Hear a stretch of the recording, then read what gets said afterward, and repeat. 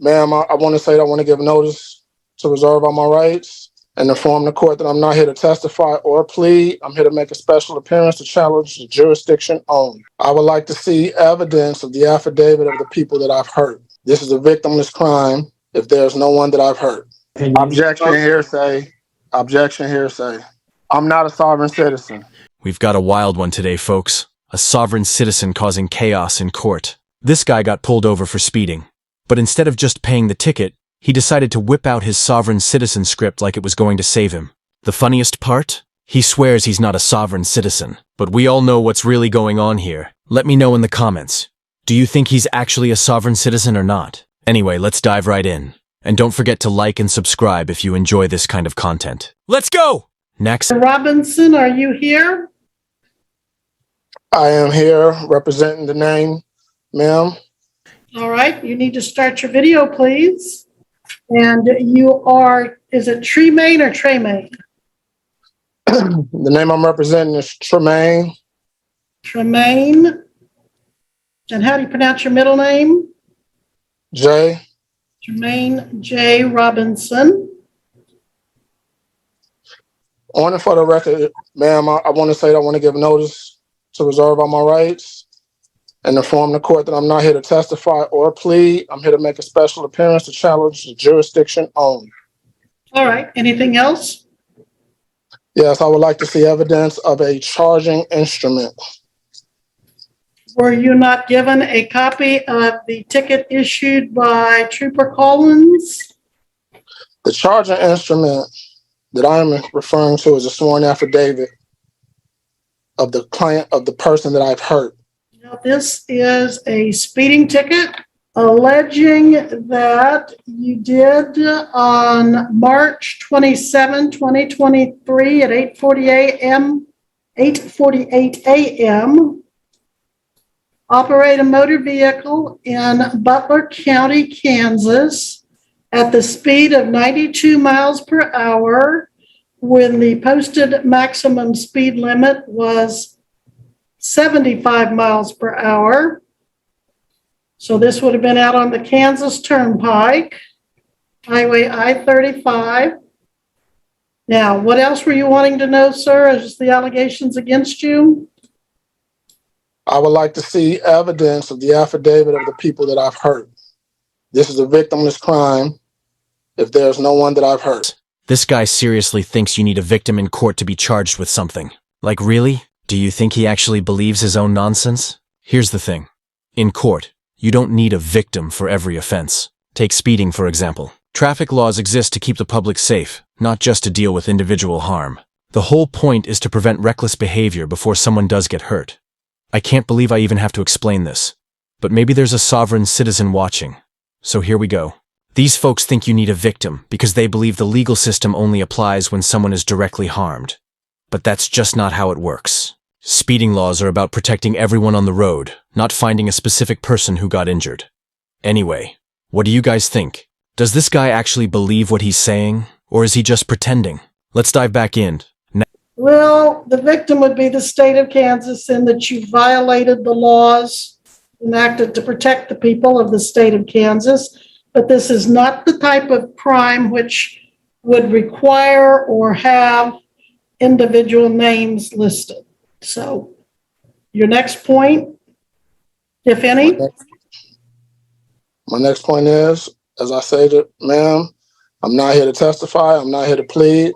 I would like to see the affidavit with 2 signatures for the person that I've hurt. If I didn't hurt anybody, there's no crime. All right, well, I'm going to proceed. The subpoena was issued July 7, 2023 for Trooper Collins. Then on July 31st came a correspondence from the defendant as referred to by Mr. Regier herein. Looks like it's about 7 typed pages, and as counsel said, it's entitled Challenge for Jurisdiction and addressed to Butler County District Court Clerk, Butler County District Court Clerk, Office of the Attorney General Derek Schmidt.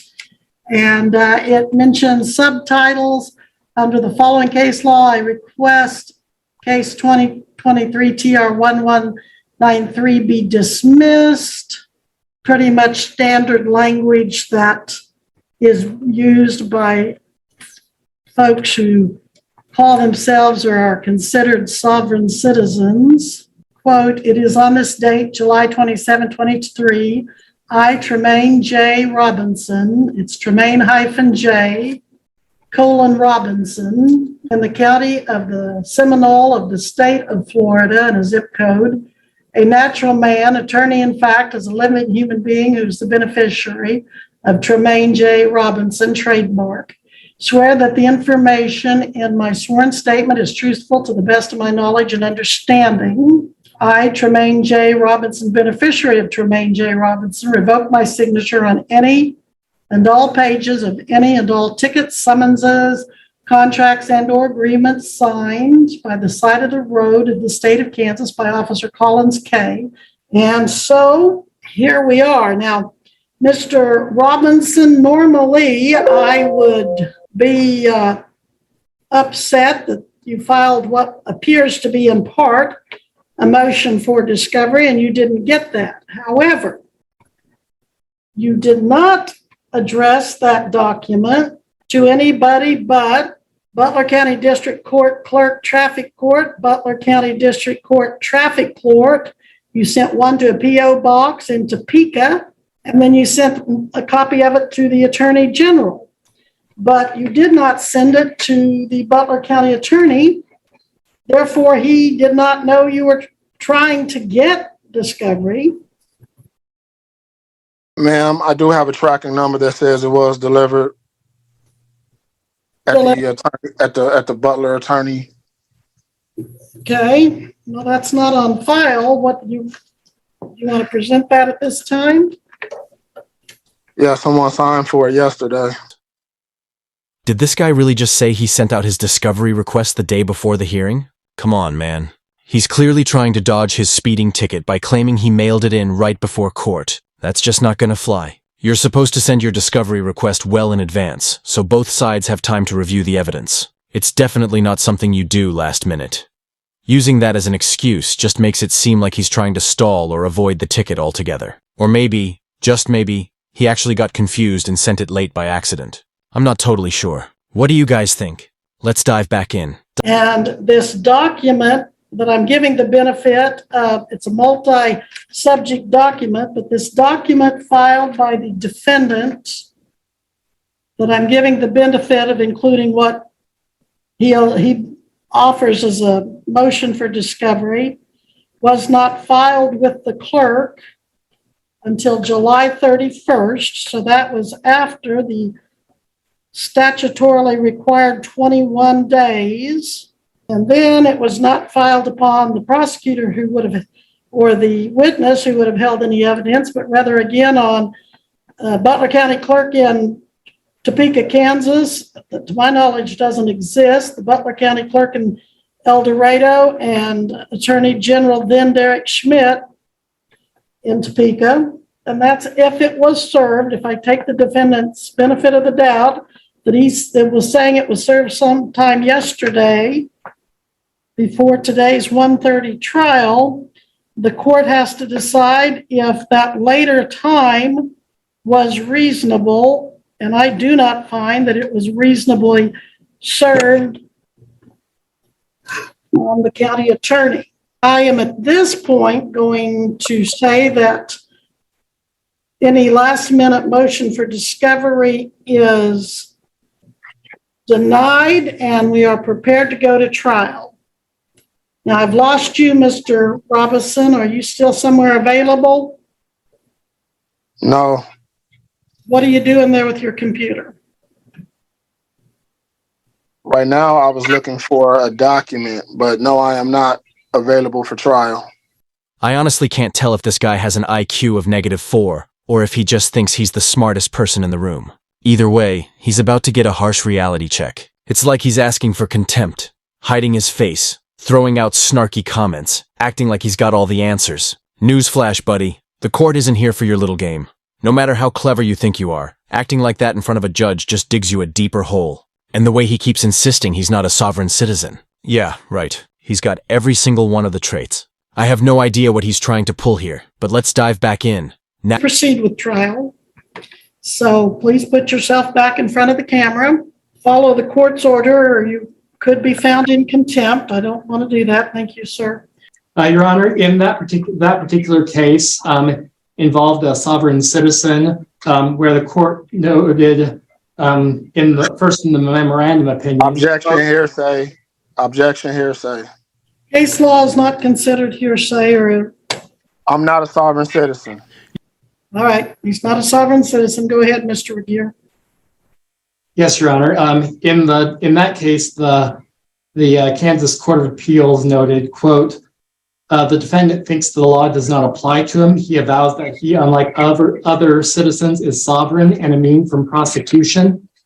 The court went on to address the issue of venue, which the court noted that, quote, venue is generally proper in the county where the crime was committed. I will address that momentarily, as well as referring to KSA 22-2602.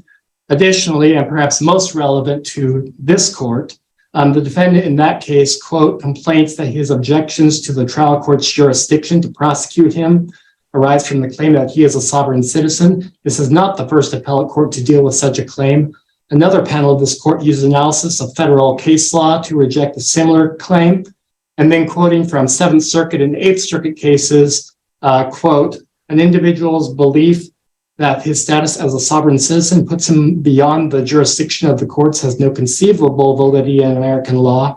Regardless of an individual's claimed status of descent, be it as a sovereign citizen, a secured party creditor, or a flesh and blood human being, that person is not beyond the jurisdiction of the courts. These theories should be rejected summarily, however they are presented. And with that, I would respectfully call my first witness to the stand. All right.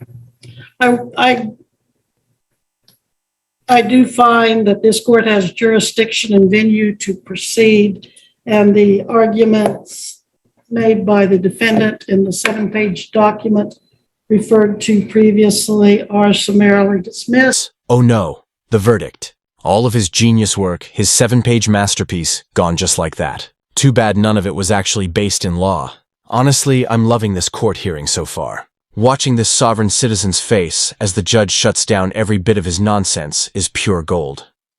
It's like he really believes he's written the ultimate legal manifesto, but the judge isn't even blinking. The reality is, everything he's spouting is pure fantasy. Not even remotely close to real law. Sovereign citizens love throwing out these bizarre arguments, but they never hold up in court. I genuinely think this guy is an idiot, but I also believe he truly believes what he's saying. Some sovereign citizens just troll for attention, but this one? He's fully committed to the delusion. Anyway, let's dive back in for the verdict. You write the defendant a citation for speeding? Yes, I did. Or an annual redirect? No further questions.